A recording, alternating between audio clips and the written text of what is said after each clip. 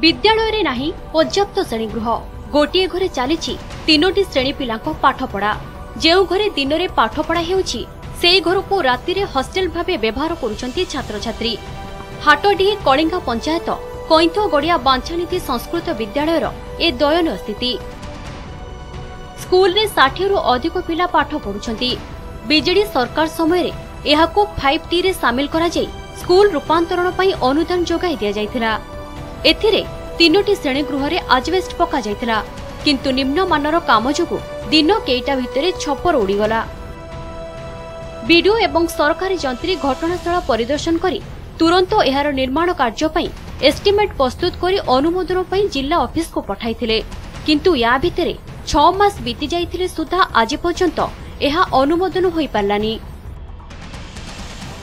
मैं गोटे क्लास रे 3टा क्लास करछु आ सर भी जणे आछंती जणे पढौछंती आ जणे आछंती सेमती पढौछंती। लैट्रिन भी नहीं बाथरूम भी नहीं लोक हमको पचारछंती तमरा लैट्रिन नहीं कि पिला परे 4टा बेले घर को जाउछु आ पिला माने सेठी खाउछंती सेठी सुउछंती आ सेठी पढुछंती। समान परिस्थिति आ कई घर भांगी दे के बसछंती छुआ जोडी खाउछंती सेठी बसछंती छोडुछंती जीवखरा घर अछि आकु भांगी दे बेली पुछे मो मना करनी ए सारे मना कले आउ कोई कथा कहि परिबे सारे मते पचार नाथि ए पर्यंत पचार नाथि आपण आसी मते आसी पचार यही कमिटी वाला ना ये जो घर बागेला वाला कि सरकार की वीडियो मते कोनोसी कथा डाकी ना।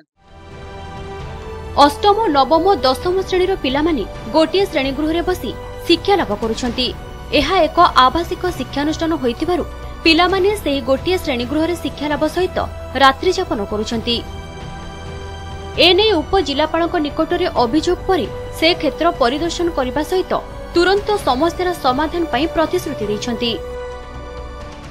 आम स्कूल को 5T रे 50 लाख टंका आसीथिला तापर से 50 लाख टंका घर बागेया गोटे घर भांगीदेले आउ गोटे घर भांगी बागेइथिले तैयारी करथिले मध्य निम्न मानर काम हेइथिबारु काल बैशाखी से उड़ीगला। दिन बेला पाठ पढ़ी सारा पर संध्या बेले से रूम रे बसिक से खाउछंती सोउछंती आम एई भले अवस्था भितर अछु। आमर यूरिन नाही टिबल भी सुविधा नाही ए सब असुविधा भितर आम कारण कामटा आरंभ होला बेलू बहुत पवन होता से छातटा उड़ी जाइला जो पैसाटा आसीची एक्चुअली 45 लाख जहाँ भावुची तार भीतर बहुत कम खर्च होईची मात्र 4-5 लाख भितर खर्च होईतिबो। मार्केट जो जेई को नारे कराइची ताको शोकज मागिया पई एवं ताको तागिद करिया पई कहा आइची एवं ताको केमिति जते शीघ्र हबो जो पैसा जो बाकी अछि ताको नेकी संपूर्ण करिया पई ताको ऑलरेडी एभଳି पाठपढ़ा जारी रहिले पिलांको भविष्यत अंधार होइजिवो बोली स्थानीय लोके कहिसंती।